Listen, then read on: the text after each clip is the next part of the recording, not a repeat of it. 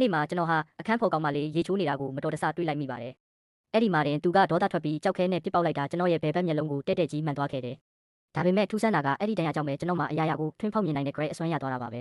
။ကျွန်တော်အခန်းထဲကိုဒီမျက်လုံးနဲ့ကြည့်လိုက်တဲ့အခါရုပ်တုတစ်ခုထဲမှာတစ်ခုခုတောက်ပနေတာကိုတွေ့လိုက်ရတယ်။ဒါနဲ့ဒါလေးနဲ့ဂယုတစိုက်ခွဲကြည့်လိုက်တော့အထဲမှာရှေးဟောင်းတစ်စိတ်တုံးတစ်ခုဝတ်ထားတာကိုတွေ့လိုက်ရတာပေါ့။ကျွန်တော်ရဲ့မျက်လုံးကနေတဆင့်ဒါဟာနှစ်ပေါင်း300တက်တန်းရှိပြီးအနည်းဆုံးဒေါ်လာ1တန်းတန်နဲ့ဆိုတဲ့အချက်လက်တွေပေါ်လာပါတယ်။ကျွန်တော်လည်းအဲ့ဒီတစ်စိတ်တုံးကိုရှေးဟောင်းပစ္စည်းဆိုင်ယူသွားပြီးဒေါ်လာ1တန်းနဲ့ရောင်းဖို့လုပ်နေတော့မှာပဲ။မောက်မာတဲ့တထေးသားတယောက်ရောက်လာပြီး1တန်းခွဲပေးပြီးဖြတ်ဝယ်ဖို့ကြိုးစားပါတော့တယ်။ဒါပေမဲ့သူကကျွန်တော်လိုလူမျိုးကဒီလိုပစ္စည်းမျိုးဘယ်ကရတာလဲဆိုပြီးအထင်သေးတာကြောင့်ကျွန်တော်ကသူ့ကိုမရောင်းတော့ဘူးလို့ညင်းလိုက်ပါတယ်။အဲ့ဒီမှာရင်တထေးသားကဒေါသထွက်ပြီးဒါဟာအတူကြီးပါလို့ဆွဆွဲတော့တာပါပဲ။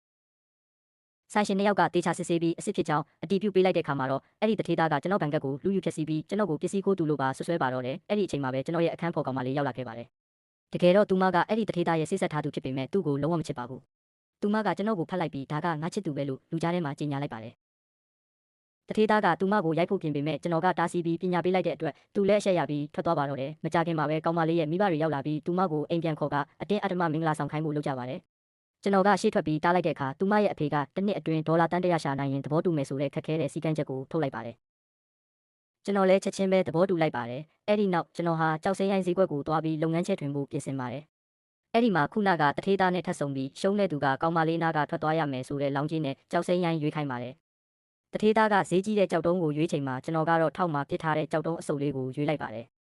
။တထေးသားရဲ့ကြောက်တုံးကိုအရင်ဖြတ်လိုက်တဲ့အခါဒေါ်လာ1တန်းတန်နဲ့ကြောက်စိမ်းထွက်လာပါတယ်။သူကအောင်နိုင်သူလိုဟန်ဆောင်နေတော့မှာပဲ။ကျွန်တော်ရဲ့ကြောက်တုံးကိုဖြတ်လိုက်တဲ့အခါအားလုံးမျက်လုံးပြူသွားကြတယ်။အဲ့ဒါကဈေးကွက်ထဲမှာအနည်းဆုံးဒေါ်လာ30တန်နဲ့ Imperial Green အမျိုးအစားကြောက်စိမ်းစစ်ဖြစ်နေလို့ပါ။တရက်ထဲနဲ့ဒေါ်လာ30ရှာနိုင်ခဲ့တဲ့ကျွန်တော်အတွက်တော့